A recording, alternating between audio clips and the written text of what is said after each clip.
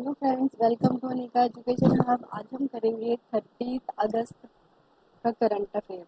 तो first news हमारी आई है कि हमने इंडिया में वर्ल्ड का पहला BS6 stage electrified flex fuel vehicle को लॉन्च किया है। अब ये इलेक्ट्रीफाइड फ्लेक्स फ्यूल व्हीकल होता क्या है, इसके बारे में हम बात करेंगे।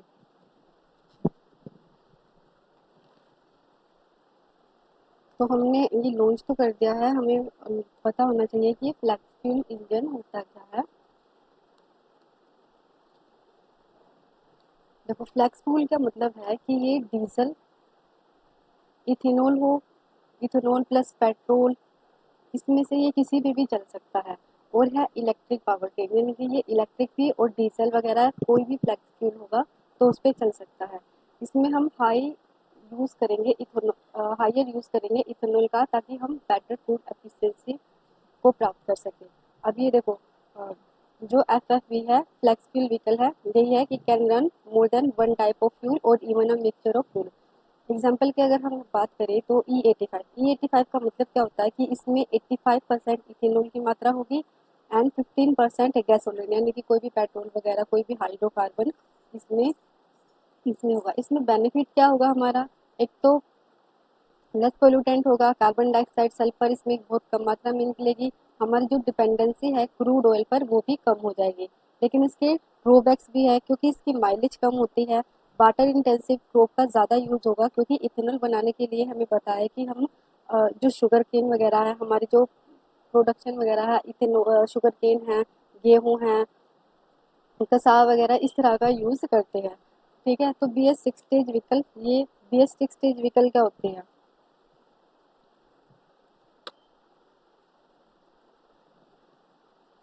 देखो, जो BS6 के जो व्हीकल है, इसका मतलब जो ये हमारा ये रेगुलेट करती है output of air polluted from internal combustion engine, यानी कि जो इंजन होता है उसमें से ये जो एयर पोल्यूटेड है जो निकलते हैं उसको रेगुलेट करती है।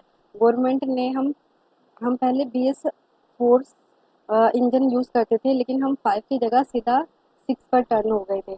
कब हुए थे? 1 अप्रैल 2020 से।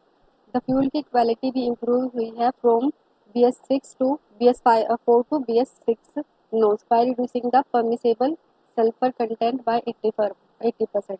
यानी कि हमने गवर्नमेंट ने डिसाइड किया था कि हम सीधा 4 से सीधा 6 वाले व्हीकल पर उतरेंगे, यानी कि जो ये BS6 व्हीकल होते हैं। और इसकी जो फ्यूल क्वालिटी है वो भी इम्प्रूव है। इसमें जो सल्फर का कंटेंट है लगभग 80% रिड्यूस कर दिया गया है। ठीक है। और कौन कौन सी पॉलिसी हमने अपनाई हुई है तो बायो इथेनॉल को यूज़ करने के लिए, कि हमने फर्स्ट जो है 2020-21 और 21-22 में हमारा 10% का टारगेट था इथेनॉल ब्लेंडिंग का, वो हमने ऑलरेडी अचीव कर दिया है। और हमने अब 2025-26 तक हम क्या करेंगे कि 20% ब्लेंडिंग करेंगे इथेनॉल की इन प्लांटिंग। ठीक है, 2018 से टारगेट हमने ये रखा है। नेक्स्ट हमारा है ministry of textiles approve startup guideline for research and entrepreneurship across aspiring innovator in technical textile. यानी कि जो हमारे मिनिस्ट्री ऑफ टेक्सटाइल थी, उन्होंने जो टेक्निकल टेक्सटाइल होते हैं उसके R&D के लिए और भी स्टार्टअप की गाइडलाइन को अप्रूव किया है। इसका एम क्या है कि हम स्टार्टअप इकोसिस्टम को टेक्निकल टेक्सटाइल में डेवलप करेंगे। इसमें हम इसमें होता क्या है, इसमें जो है ये जो टेक्निकल टेक्सटाइल है, इसमें सब सेगमेंट करेंगे: biodegradable sustainable textile, high performance speciality fibres and smart textile. Financial aid भी दी जाएगी इनको। स्टार्टअप्स को लगभग गारंटी रेट कितनी दी जाएगी? 50 लाख करोड़ तक की, अप टू 18 मंथ के लिए। जो इंक्यूबेटर होता है उसको एडिशनल 10% की ग्रांटी रेट मिल जाएगी। सपोर्ट करेंगे टू प्राइमरी इंस्टीट्यूशन जैसे कि IIT Delhi, NIFT Mumbai among others. ठीक है, ताकि वो अपने जो लेबोरेटरी इंफ्रास्ट्रक्चर है उसको अपग्रेड कर सके और नई डिग्री के जो प्रोग्राम है वो इंट्रोड्यूस कर सके। नेक्स्ट हमारा है जो टेक्निकल टेक्सटाइल, वो होता क्या है? ये टेक्निकल टेक्सटाइल जो है वो इंजीनियर्ड होते हैं। देखो, टेक्निकल टेक्सटाइल जो है इंजीनियर टेक्सटाइल मटेरियल और प्रोडक्ट होते हैं, यानी कि टेक्निकल परफॉर्मेंस में या फिर किसी फंक्शनल प्रॉपर्टी होती है उसकी। जैसे कि हम देखो एग्रोटेक में यूज़ करते हैं, मेडिटेक में यूज़ करते हैं, है ना। ये मतलब नॉर्मल कपड़े नहीं होते, ये अलग अलग मतलब फील्ड में इनका यूज होता है। अराउंड इसकी 12 डिफरेंट कैटेगरी होती है। अगर हम कहें तो टेक्निकल टेक्सटाइल के लिए हमने क्या क्या इनिशिएटिव लिए हैं, तो फर्स्ट हमारा है quality control order for 31 technical textile, national technical textile mission, ताकि हम ग्लोबल लीडर बन सके टेक्निकल टेक्सटाइल में। कब से कब तक है, 20 से 24 तक है। कंपोनेंट अगर हम कहें क्या क्या करेंगे, हम research, R&D, promotion and market development, export को बढ़ावा देंगे, एजुकेशन को प्रमोट करेंगे रिगार्डिंग टेक्निकल टेक्सटाइल, ट्रेनिंग देंगे, स्किल डेवलपमेंट करेंगे। तो सीधा सीधा नॉर्मल सा है कि हमने टेक्सटिकल टेक्सटाइल को बढ़ावा देने के लिए स्टार्टअप को भी इंक्लूड किया, ताकि स्टार्टअप को उनको फंड दिया जाएगा, सपोर्ट किया जाएगा, एजुकेशन दी जाएगी। ठीक है, बस इतना सही है कि 50 इसमें थोड़ा सा ये मतलब जो ये फिगर है ये 50 लाख तक की गारंटी डेट है अप टू 18 मंथ, और इंक्यूबेटर को 10% एक्स्ट्रा गारंटी रेट मिल जाएगी। नेक्स्ट हमारा है, for the first time UN की committee on the rights of the child issue guideline on children rights and environment. यानी कि जो हमारी यूएन की कमेटी है उन्होंने पहली बार चाइल्ड के राइट को इन्वायरमेंट से कनेक्ट करके गाइडलाइन इशू की है। अब इस गाइडलाइन को क्या बोलते हैं, जनरल कमेंट नंबर 26। इसमें जो चाइल्ड का राइट है, चिल्ड्रन के जो राइट होते हैं, right to live in clean healthy and sustainable environment, उसको ध्यान में रखा जाएगा। ठीक है, इसमें हमने स्टेट की ऑब्लिगेशन को बढ़ा दिया है कि स्टेट को क्या क्या करना होगा under the UN convention on the rights of child. इसका एम है कि जो हमारा इन्वायरमेंट डिग्रेड डिग्रेड हो रहा है, क्लाइमेट चेंज हो रहा है, उसका असर चाइल्ड के राइट पर ना पड़े। ठीक है, उसके चाइल्ड पर राइट, चाइल्ड के राइट पर जो भी उसको फेस करना पड़ता है तो उसको एड्रेस किया जाए। तो ये जनरल कमेंट नंबर 26, इसकी रिकमेंडेशन क्या है, जो एक्सटेंट और मैग्नीट्यूड है ट्रिपल प्लैनेट क्राइसिस का। जैसे ट्रिपल प्लैनेट क्राइसिस क्या होता है, इसमें climate emergency, biodiversity loss and climate change, ये जो पोल्यूशन है, इन तीन को देखा जाता है। इसी को ही हम कहेंगे ट्रिपल प्लानिटरी क्राइसिस। ये एक अर्जेंट और सिस्टमेटिक थ्रेट है चाइल्ड के राइट्स का ग्लोबली। तो इसमें क्या क्या करना होगा, हमें चिल्ड्रन को बचाना होगा इन्वायरमेंटल डैमेज से from commercial activity. Commercial activity की वजह से जो भी इन्वायरमेंट में डैमेज होता है तो उससे हमें बच्चों को बचाना है। उनको एक्सेस करनी होगी जस्टिस। ठीक है, एड्रेस करना होगा फाइनेंशियल गैप भी हमें एड्रेस करना होगा। यूएन की जो सीआरसी है उनको कब अडॉप्ट किया गया था, 1989 में। इसमें चिल्ड्रन के राइट्स को including right to life, health, clean water, drinking water and survival and development को इंक्लूड किया गया था। इसमें 196 स्टेट पार्टी थी including India. CRC is the body of 18 independent experts that monitor implementation of the UN CRC by state party। इसका impact क्या होता है, चिल्ड्रन चिल्ड्रन मतलब जो क्लाइमेट चेंज है उसका इम्पैक्ट चिल्ड्रन पर क्या होता है। इससे देखो, फर्स्ट तो क्लाइमेट इंड्यूस्ड डिस्प्लेसमेंट हो जाती है, यानी कि किसी क्षेत्र पर अगर फ्लड आ जाती है, फ्लड की वजह से लोगों को डिस्प्लेस करना पड़ता है, तो उसमें बच्चे भी अधिकतर शामिल होते हैं। तो इसमें बच्चों को भी क्लाइमेट इंड्यूस्ड डिस्प्लेसमेंट का सामना करना पड़ता है। इससे डेवलपमेंट को इफेक्ट होता है, पुअर न्यूट्रिशन मिलता है, लॉस ऑफ एजुकेशन होती है, जो डिसीज वनरेबिलिटीज है वो भी इंक्रीज हो जाती है। Psychological and emotional vulnerabilities like mental stress, वो भी चाइल्ड में एक मेजर इशू है क्लाइमेट चेंज का। नेक्स्ट हमारी न्यूज़ है, PLI scheme for automobile and auto component extended another year to 2027 to 2028। हमने अपने पीएलआई स्कीम को ऑटोमोबाइल और ऑटो कंपोनेंट के लिए एक्सटेंड कर दिया है 2027 और 28 के लिए। ठीक है, इसमें फिर वही सीधी बात है, हम क्या करेंगे, वो नॉर्मल जो हम काम करते हैं, इंसेंटिव देंगे क्वार्टरली बेसिस पर। पीएलआई स्कीम होती क्या है, मिनिस्ट्री ऑफ हैवी इंडस्ट्री के अंतर्गत आता है। ये एडवांस करेगी, पर्पज क्या है, to drive supply chain of advance automotive technology. Incentive देंगे, इंसेंटिव क्या क्या क्या देंगे हम, जो फ्रेश इन्वेस्टमेंट करेंगे इंडिजीनियस सप्लाई चेन में, उसको 18% इंसेंटिव दिया जाएगा और 2% एडिशनल इंसेंटिव दिया जाएगा हायर ग्रोथ को अचीव करने के लिए। बेस ईयर है 2019 से लेकर 20। कंडीशन क्या रहेगी, कंडीशन क्या है कि हमने मिनिमम 50% जो है डोमेस्टिक वैल्यू एडिशन करना पड़ेगा। 50%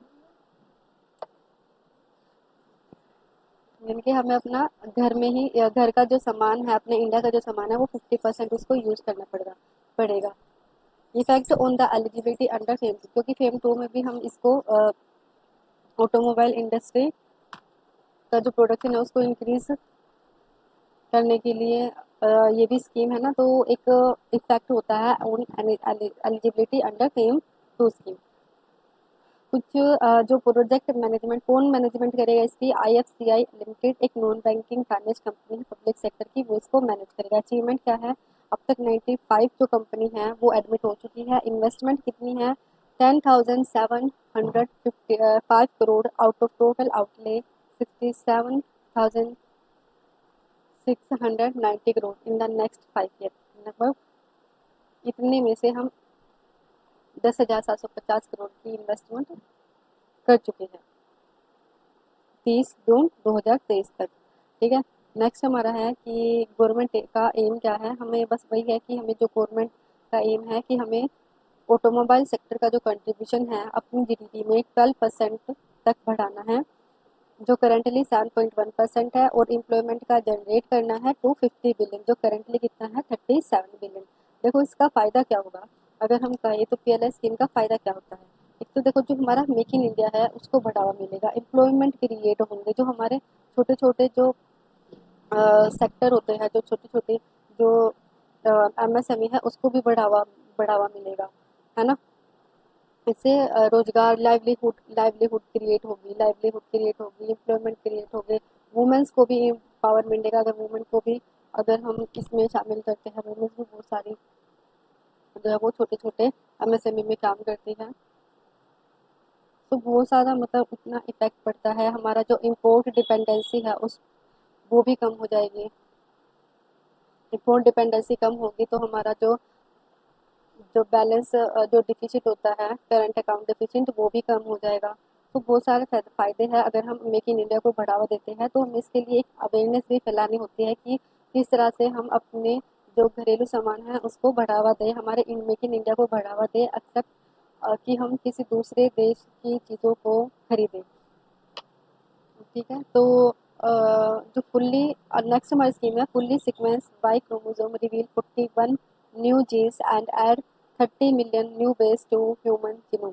देखो हमने जो फुल्ली बाई क्रोमोसोम है उसका फुल्ली सीक्वेंस कर दिया है, जिसमें बताया गया कि 41 न्यू जीन रिवील हुए हैं और इसमें 30 मिलियन न्यू बेस पेयर जो है ह्यूमन जीनोम में वो ऐड कर दिए हैं।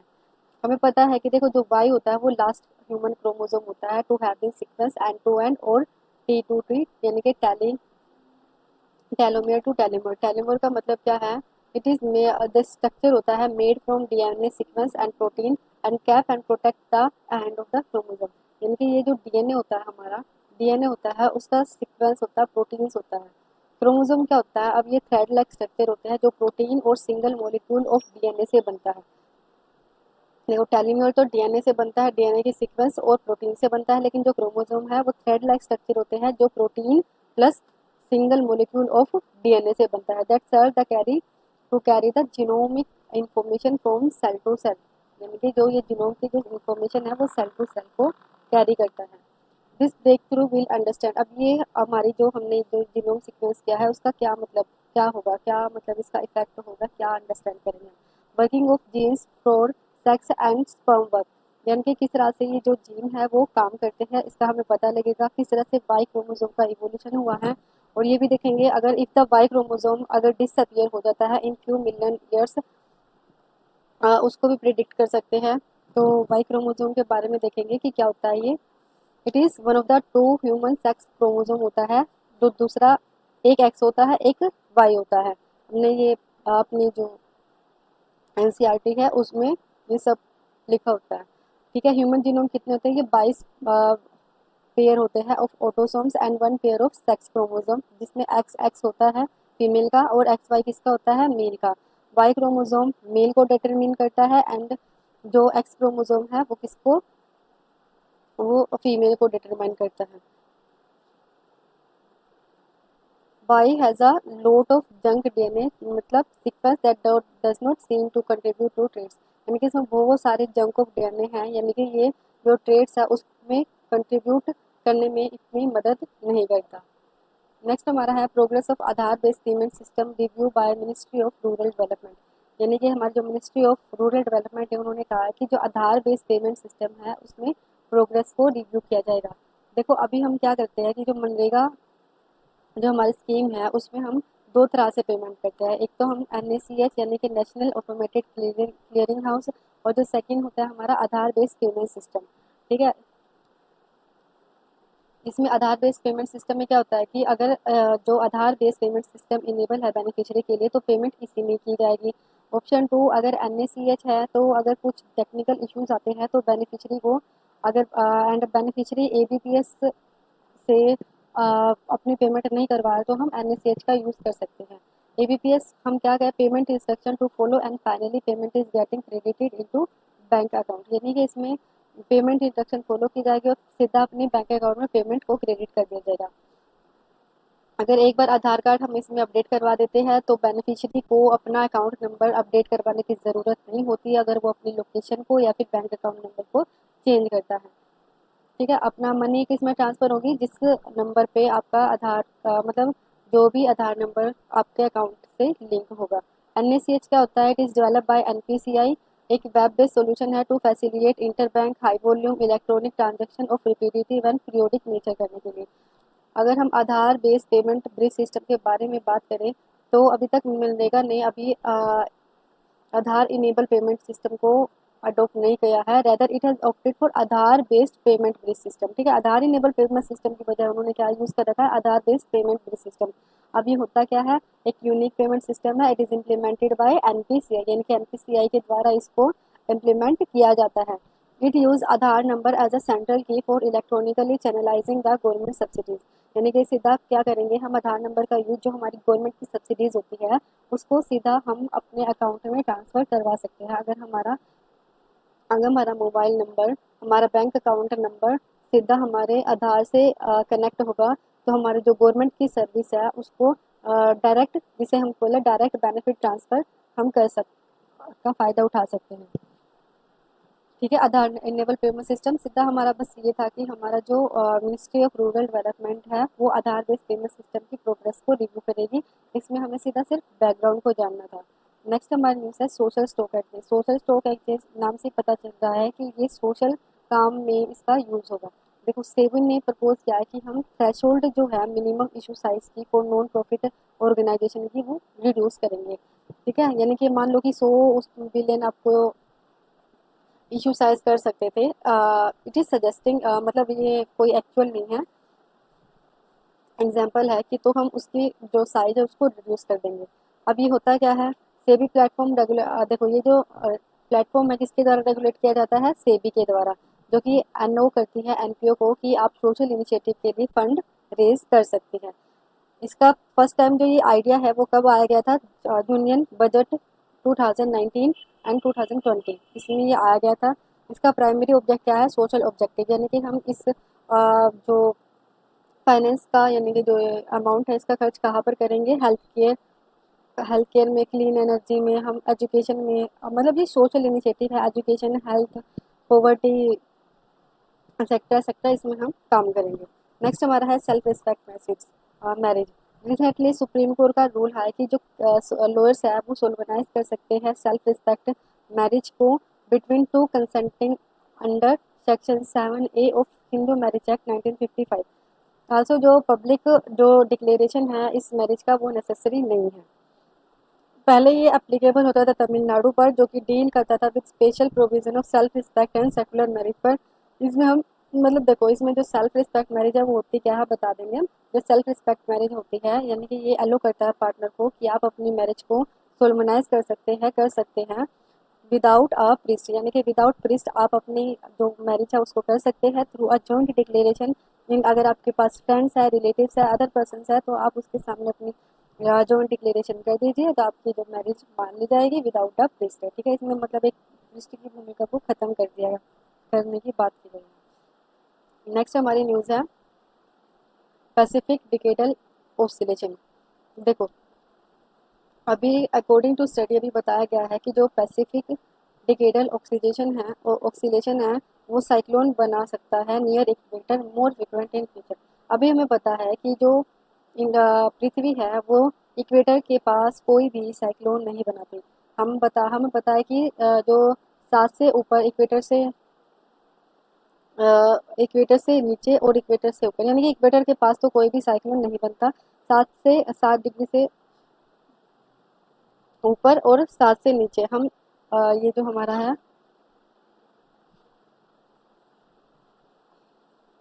साइक्लोन बनते हैं। ठीक है, लेकिन अभी फ्यूचर में प्रेडिक्ट किया गया है कि कि आने वाले टाइम में जो इक्वेटर के पास भी साइक्लोन बन सकते हैं।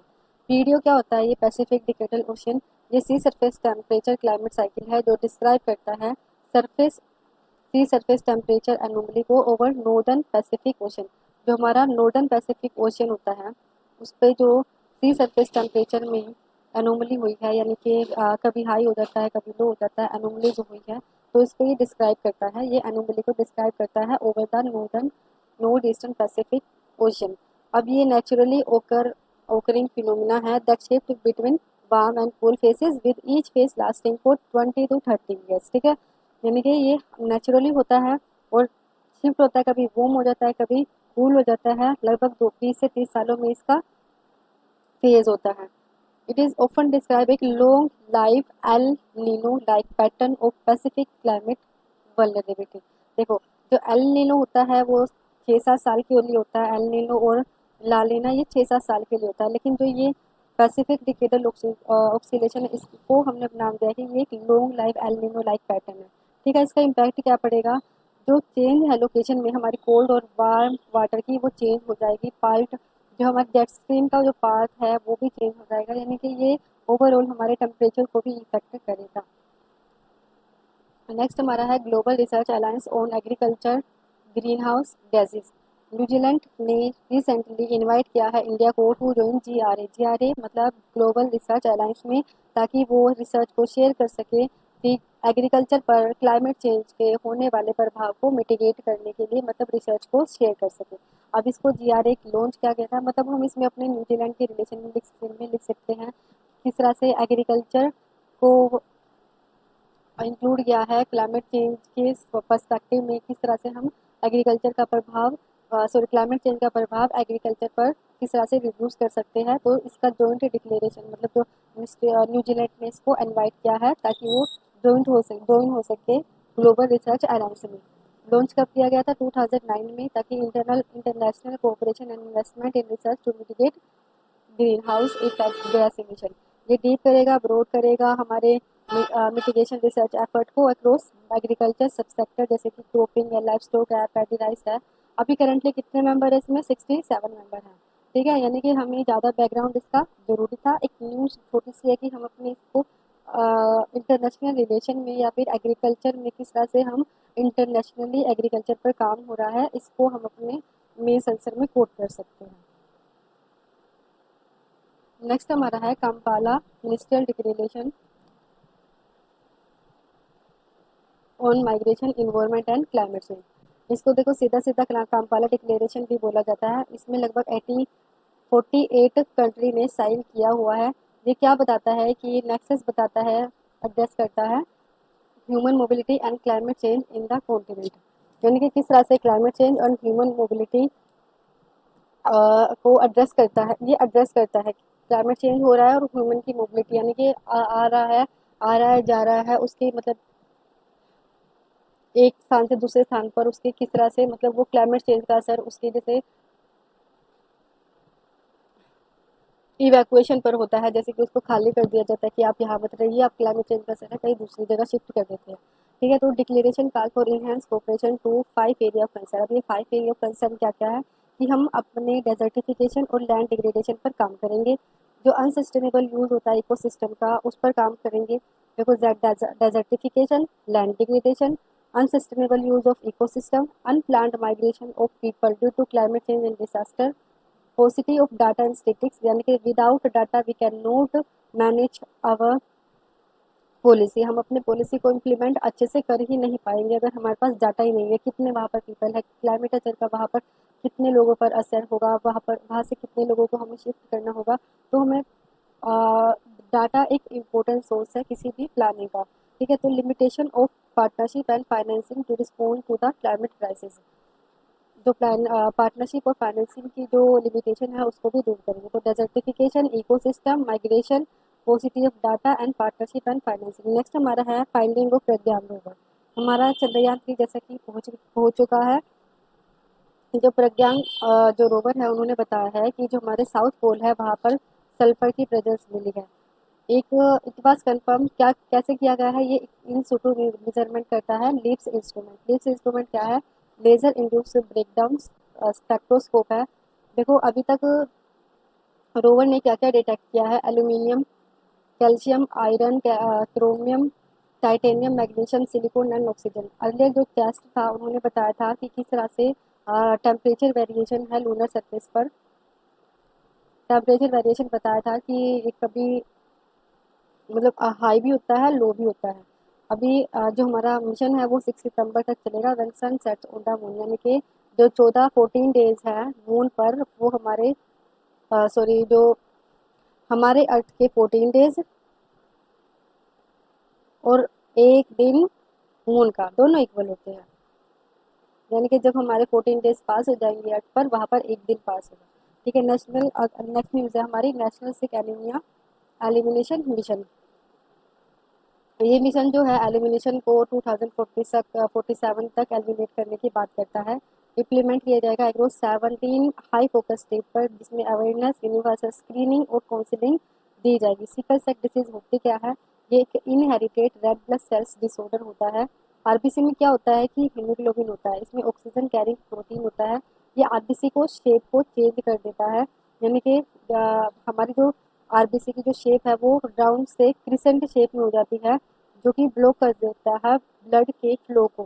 ठीक है, जिसकी वजह से हमें क्रोनिक एनीमिया होता है, ऑर्गन डैमेज भी हो सकता है। ट्राइबल पॉपुलेशन में इसको मोर मोर कॉमन पाया गया है। ठीक है, blood and bone marrow transplant एक करेंटली ओनली क्योर है कि हम अपनी एनीमिया को, डिसीज को क्योर कर सके, ठीक कर सके।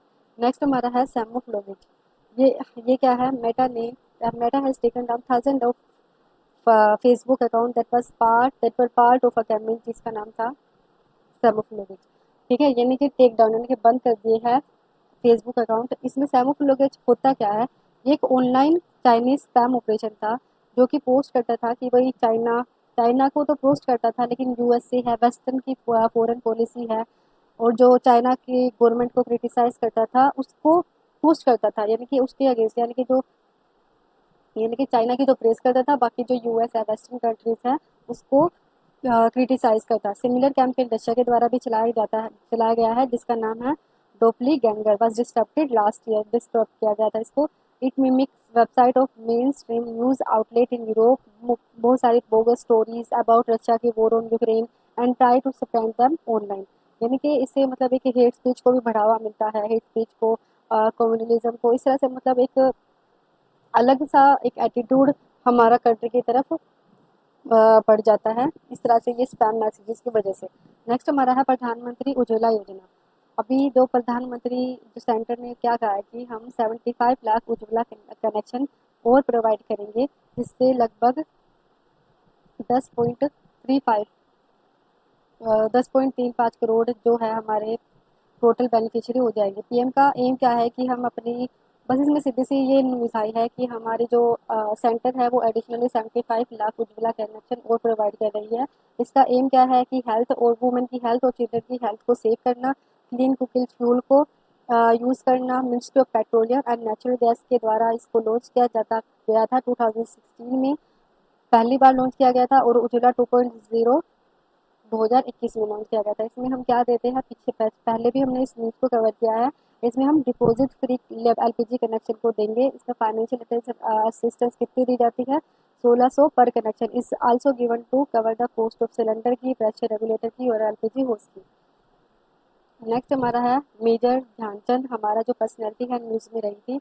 नेशनल स्पोर्ट डे हमें पता है कि इनके नाम से हम सेलिब्रेट करते हैं 29 अगस्त को। ये इंडियन फील्ड हॉकी प्लेयर में इनका बहुत ज़्यादा कॉन्ट्रीब्यूशन है। उन्होंने इंडियन टीम 1928 के ओलंपिक्स में बहुत अच्छी विक्ट्री उन्होंने हासिल की थी व्हेन इंडिया वोन it's first gold medal in hockey. 1934 में उनको कैप्टन भी बनाया गया था इंडियन टीम का। 1956 में उनको पद्म विभूषण भी मिला है। एंड वैल्यूज इसकी क्या है, ये अपनी ड्यूटी की तरफ, पेट्रोटिज्म की तरफ डेडिकेट रहते थे। तो हमारी न्यूज़ कवर हो चुकी है 30 अगस्त की। नेक्स्ट 31 अगस्त की भी हम लेकर आएंगे। तो अभी के लिए इतना ही। Thank you.